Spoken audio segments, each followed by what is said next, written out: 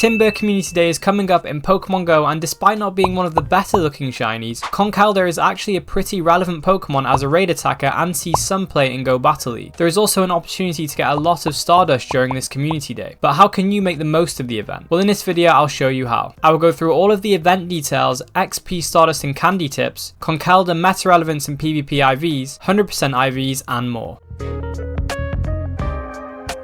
Timburr Community Day takes place on Sunday, October 15th between 2 PM and 5 PM local time. Timburr will be appearing more frequently in the wild, and it will have boosted Community Day shiny rates. The bonuses for the event will be 3 times catch Stardust, 2 times catch Candy, 2 times chance for Candy XL, lures and incense will last for 3 hours excluding golden lure modules and daily incense. You'll get 5 snapshot photobomb encounters with Timburr, 1 additional special trade for a maximum of 2 for the day, and all trades will require 50% less Stardust. You can evolve Timburr's Evolution Gurdurr between 2 PM and 10 PM to get a Conkeldurr that knows the dark type charge attack Brutal Swing. Brutal Swing has 65 power in trainer battles and in gyms and raids. 4-star in-person Gurdurr raids will be taking place after the event, and completing one of these raids will cause Timburr to appear around the host gym. These Timburr will have the same boosted Community Day shiny rates. Remember, these raids can only be joined by using the free orange raid passes or the premium green battle passes. You won't be able to use remote raid passes. There will be event themed field research rewarding Timburr encounters, Great Balls, Ultra Balls and more. There will also be Timburr and Conkeldurr showcases taking place during the event, which are worth doing for some Stardust, XP and premium items. There'll be event themed stickers and a $1 special research available in the shop. Here are my thoughts and tips. Firstly, it goes without saying that if you are a shiny hunter, Community Day is a great time to get the shiny with the boosted shiny rates. After the event ends, the shiny rate for Timburr will return to its base rate, so it's definitely worth getting the shiny on the day if you can. Especially as outside of this event, Timburr is only available in eggs and occasionally in raids. You won't be able to find it in the wild, meaning it is quite rare to encounter, let alone get a shiny. Moving on to the XP, Stardust and Candy tips, there are no specific XP bonuses for the event, but it might be worth using some lucky eggs to double your XP whilst you play the event, especially if you play in a populated area with a lot of Pokestops. Because on Community Day, people will use their lure modules on Pokestops more because you get more value out of them with the 3-hour bonus. This means there'll be a lot more spawns than usual, allowing you to catch more and get more XP. Using lucky eggs on Community Day has more value because of this. Additionally, if you are using lucky eggs, it's worth trying to open gifts and interact with friends to increase your friendship level, because during this season you get 1.5 times the normal XP for increasing friendship levels. Here is the amount of XP you get from increasing friendship levels during this season. So getting to Good Friend normally gives you 3k XP, which will be 4.5k XP with the season bonus and 9k XP with the lucky egg on top of that. Great Friend is normally 10k XP, which will be 15k XP with the bonus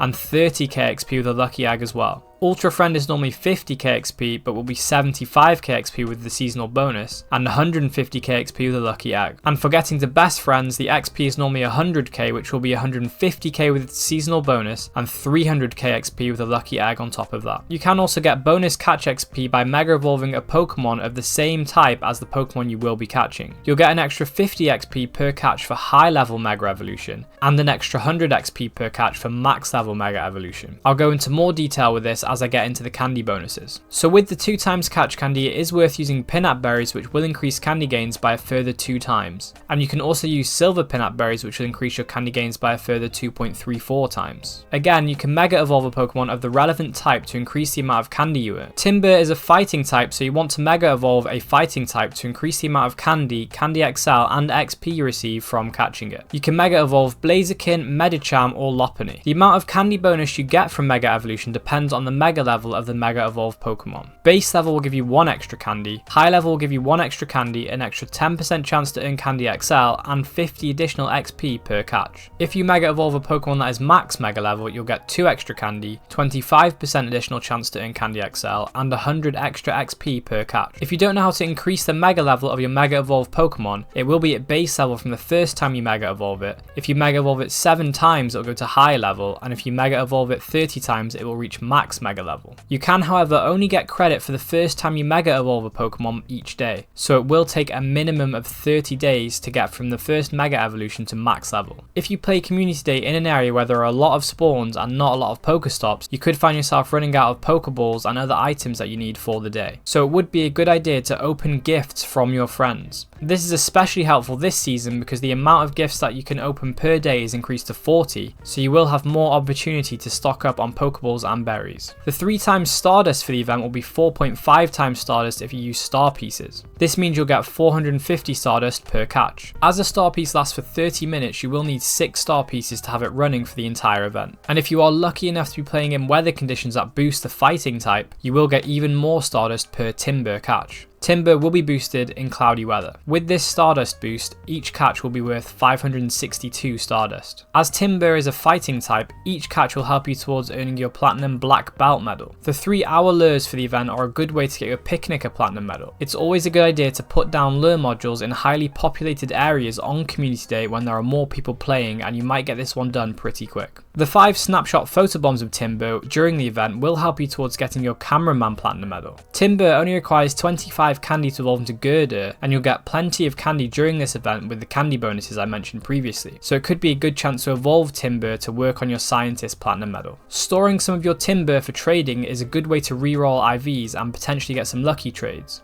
and it will also help you to get your platinum gentleman medal. As you get an extra special trade for the day, and all trades require 50% less stardust between 2 PM and 10 PM on the day, it might be worth doing some of these trades. Also, if you are able to trade with somebody that played their community day far away from you, or they have some Pokemon caught from far away, that could help you out of your pilot platinum medal. If you are looking to complete your rising star platinum medal, it could be worth doing some of the in-person Gurdurr raids to add to that. As the field research on community day is always really easy to do, it's usually just catch 3 of the featured Pokemon. It can be very helpful if you're getting your platinum Pokemon Ranger medal. So let's have a look at the PvP IVs and the meta relevancy of Conkeldurr. In PvP, for the capped CP leagues like the Great League and the Ultra League, you more often than not want to have the general IV spread of low attack and high defense and HP. This is because out of the 3 stats, attack, defense and HP, attack increases the CP or the combat power of a Pokemon the most. So if you have a higher attack IV, the CP of the Pokemon will be higher, and if you have a lower attack IV, the CP will be lower. With a lower CP Pokemon, you'll be able to power up your Pokemon more before reaching the Battle League CP cap. This means that the defense and the HP of the Pokemon will be increased higher, and they'll be able to stay alive longer and land more attacks. This is the general case of Pokemon that have a max CP that is above the CP cap of the league. If, for example, you have a Pokemon that maxes out at 2470 CP, and you want to use it in the Ultra League, which has a CP cap of 2500, you would want 15-15-15 IV, so it could have the CP as close to the CP cap as it possibly can get. Additionally, in the Master League, there is no CP cap, so the 100% IV or 15-15-15 IV is the target. So for Conkeldurr, the perfect PvP IVs in the Great League are 3-15-15, for the Ultra League the perfect IVs are 0-15-12, and for the Master League you want the Hundo IVs of 15-15-15. With that said, how good is Conkeldurr in PvP? Conkeldurr is currently ranked 386 in the Great League, 271 in the Ultra League, and 94 in the Master League. So really it is mostly useful in the Master League where you want the Hundo and you want it to be fully powered up to level 50, which will require 296 XL candy. In terms of raid attacking, Conkeldurr is a top 10 fighting type raid attacker, so well worth the investment, especially as you will have a lot of access to candy and candy XL from community day. Here are the 100% IV CP values that you can look out for during the day. From field research, Pokemon are level 15, and so 100% IV Timburr from research will have the CP value of 563. In the wild, a max level 100% IV Timburr will have the CP value of 1127 and 1221 with a weather boost in cloudy weather. From raids, 100% IV Gurdurr will have the CP value of 1239 or 1549 CP with a weather boost in cloudy weather. These are the key Hundo CP values to look out for, but if you want to see other 100% IV CP values of Timburr at other levels in the wild, they can be found on this CP chart. In the left columns are the levels of the Pokemon, and the rightmost columns, written in green, are the corresponding 100% IV CP values at each of those levels. Level 35 being the max level a Pokemon can be in the wild. Here are all of the key 100% IV CP values on one screen, so feel free to take a screenshot. This community day is well worth playing, with Conkeldurr being meta relevant in both the Master League and as a raid attacker, and also the 3 times Stardust bonus is always a nice one to take advantage of. So let me know in the comments if you're going to be playing this event. Check out this video on the screen now, like and subscribe, and I'll catch you in the next one.